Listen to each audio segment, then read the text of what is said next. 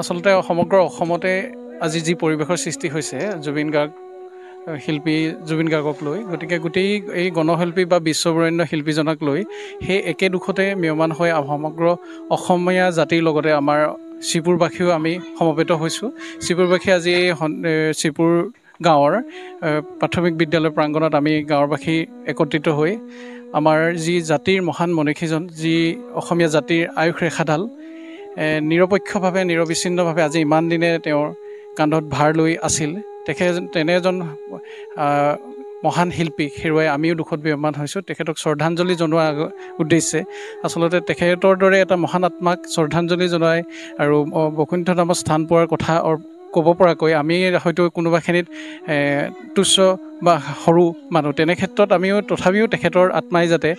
আমি তেখেতৰ শুভাকাংক্ষী, তেখেতক ভালপোৱা ব্যক্তি হিচাপে তেখেতৰ আত্মাই যাতে বৈকুণ্ঠ ধামত স্থান পায় আৰু য'তেই আছে তেওঁ যাতে সুখ আৰু শান্তিৰে অতিবাহিত কৰিব পাৰে, তেনে প্ৰাৰ্থনাৰে আমিও আজি এই অনুষ্ঠানত সমবেত হৈছিলোঁ। আৰু আমাৰ সকলো গাঁওবাসীয়ে একেমুখে তেখেতৰ হেৰুৱাই যেন আজিৰ পৰা অসমীয়া জাতিৰ যি ধৰণে অভিভাৱক নোহোৱা হ'ল, তেনেকৈ প্ৰত্যেকৰে নিজৰ পিতৃ মাতৃক হেৰুৱালে যি ধৰণে দুখৰ এক ছাঁ জীৱনত চিৰদিন থাকে, সেই একেই ছাঁ যেন অসমীয়া জাতিৰ লগতে সমগ্ৰ আমাৰ গাঁওবাসীৰ লগতে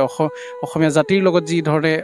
যি সেই পৰিৱেশৰ সৃষ্টি হৈছে, আমাৰ গাঁওবাসীও সেই একেধৰণে পৰিৱেশৰ অৱস্থিতি হৈ আমিও আজি তেখেতলৈ এই ধৰণে শ্ৰদ্ধা জনাইছোঁ। আমি আটাইতকৈ মমায়িত হৈছোঁ যে অসমৰ গৌৰৱ, অসমৰ মণিমুকুতা, সংগীত জগতৰ এজন বিখ্যাত গায়ক জুবিন গাৰ্গ আমাৰ মাজত আৰু নাই। গতিকে আমি আজি নাহৰকটীয়া সমষ্টি চাওদাং চাৰিআলিত তেখেতৰ শেহতীয়াকৈ হ'লেও আমি এগছি বন্তিসহ শ্ৰদ্ধাঞ্জলি জনাইছোঁ। আমি ইমানেই দুখিত হৈছোঁ যে তেখেতৰ বিয়োগত আমিয়ে দুখিত নহয়, অসমৰ সকলো জনগণ, সকলো জনতা বহুত দুখত ভাগি পৰিছে, বহুতো জনগণৰ বাকৰুদ্ধ হৈ পৰিছে। গতিকে তেখেতৰ আত্মাৰ শান্তিৰ বাবে আমি এগছি বন্তিসহ শ্ৰদ্ধাঞ্জলি জনাইছোঁ। ঠোলাইবাসীৰ হৈ বৰটানি আদি কৰি চাওদাং চাৰিআলিত আমি তেখেতৰ আত্মাৰ সদগতি হৈ এগছি বন্তি প্ৰজ্বলন কৰি আমি তেখেতৰ চিৰশান্তিৰ বাবে, তেখেতৰ আত্মাই যাতে শান্তি পায়